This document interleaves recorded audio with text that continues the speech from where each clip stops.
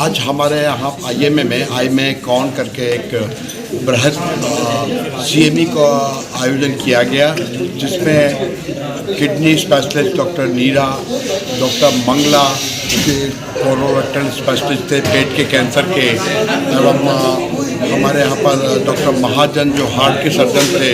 इस तरह से स्पेशलिस्ट का एक संगम हुआ, जहाँ पर पेट के कैंसर, हार्ट की सर्जरी, गुर्दा फेल होना, इन समस्याओं पर चर्चा हुई।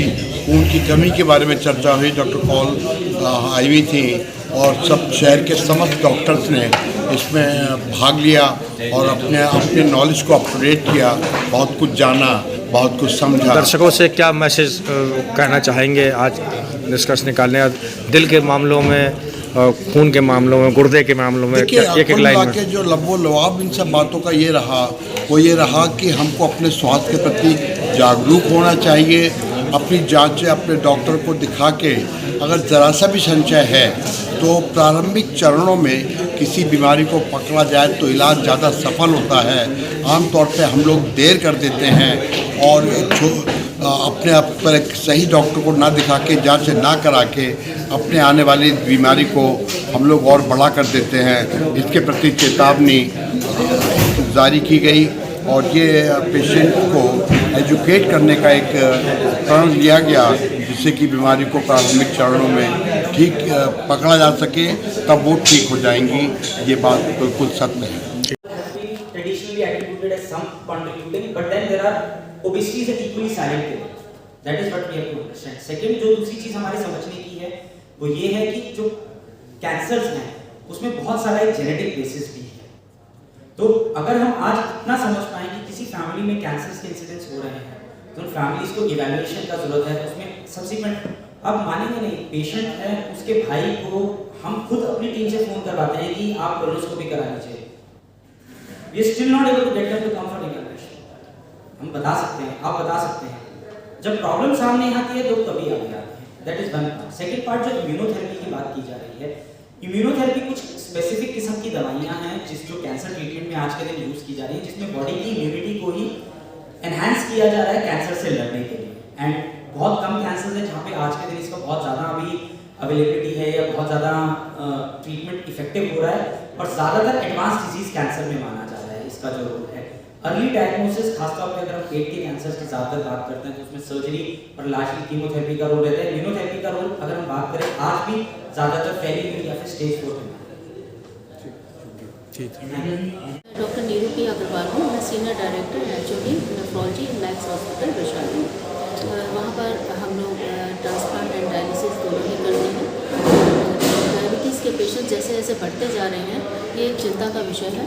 डायबिटीज़ में किडनी का इन्वॉल्वमेंट बहुत कॉमनली देखा जाता है। 7 में से 1 मरीज़ को डायबिटीज़ है तो उसमें 50% को किडनी की डिजीज़ होने की संभावना है।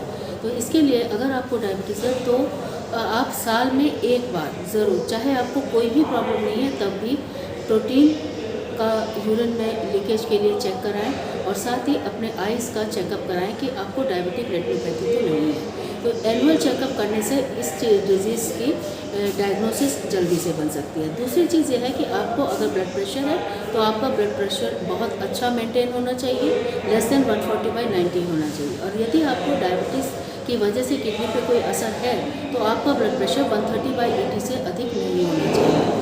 शुगर का कंट्रोल सबसे इम्पॉर्टेंट है। आपका HbA1c 7 से अधिक नहीं होना चाहिए, it should be less than 7%। और अगर लेकिन घर में कोई फ्रेल पर्सन है जिनको स्ट्रोक हुआ है या जिनका शुगर बार बार कम हो जाता है, वो उनके केस में 8% तक एक्सेप्टेबल है। इसके अलावा डायबिटीज़ के अलावा भी किडनी डिजीज़ के बहुत सारे कारण होते हैं, और जो भी चीज़ किडनी को डैमेज करते हैं वो डायबिटिक पेशेंट में भी किडनी डिजीज़ कर सकती है, जैसे पेन किलर्स, बहुत ज़्यादा मोटापा और स्मोकिंग। इसके अलावा बहुत सारी चीज़ें हम लोग जो है आजकल फास्ट फूड्स लेते हैं जिसमें हमें कई केमिकल्स होते हैं जिनके बारे में नहीं पता होता है, ये सभी किडनीज को नुकसान करते हैं। इसलिए मेरा सजेशन ये है कि आप जो भी लें वो डॉक्टर्स की सलाह से लें, उनकी नॉलेज से लें। अपने आप कोई भी दवा, कोई भी ट्रीटमेंट ना लें जिससे कि आपकी किडनीज को बचाया जा सके। Thank you very much. एक छोटा है आपका? मेरा नाम डॉक्टर ईशा कौर है।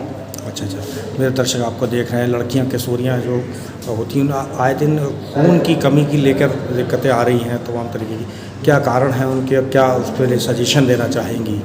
देखिए, जो स्पेशली लड़कियों में खून की कमी बहुत कॉमन है और जितना कॉमन है जितना हमें लगता है उससे भी कहीं ज़्यादा है। और ये बहुत ही मतलब एक ख़राब बात है कि हम बड़े बड़े इलाज की बात करते हैं, एनीमिया जैसी बेसिक चीज़ को हम ठीक से पहचान नहीं पाते। लड़कियों में जो ज़्यादातर कॉमन कारण रहते हैं वो एक तो रहते हैं कि न्यूट्रिशनल खाने पीने की कमी।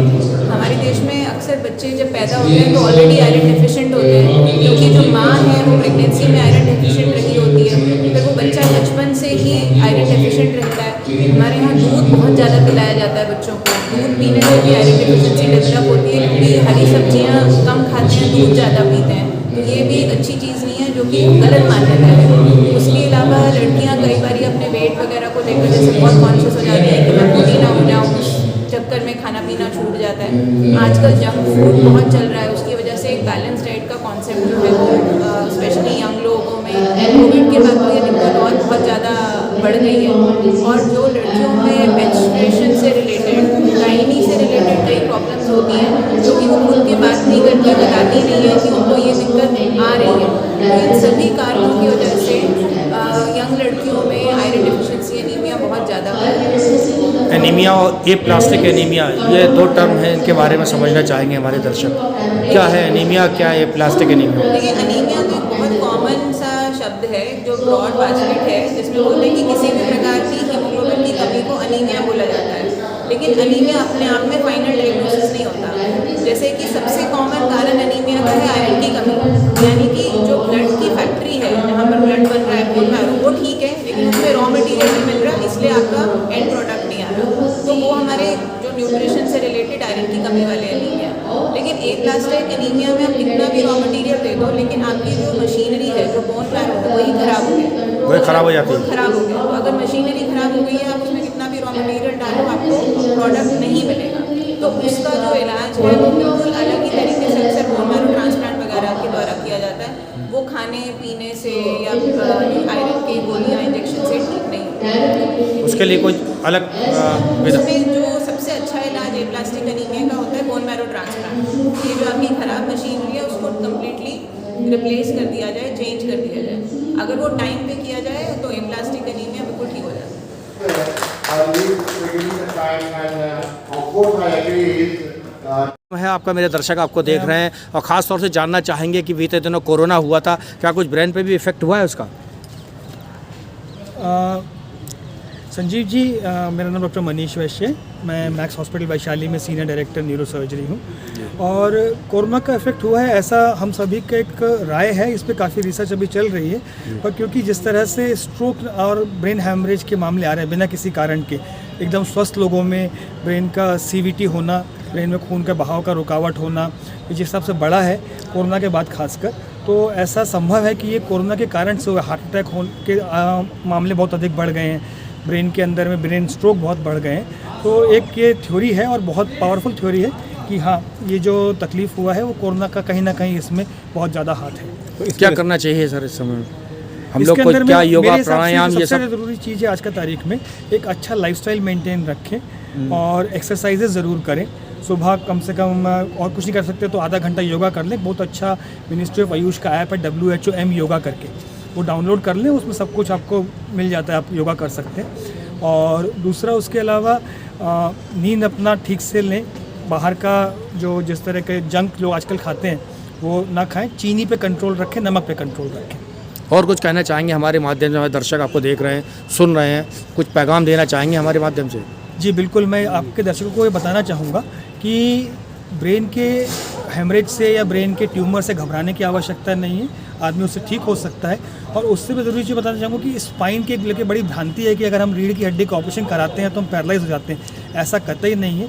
रीढ़ की हड्डी के ऑपरेशन के बाद में आदमी का स्थिति पहले से ज़्यादा अच्छी होती है और ज़्यादा बेहतर तरीके से जीवन यापन कर सकते हैं। Thank you sir.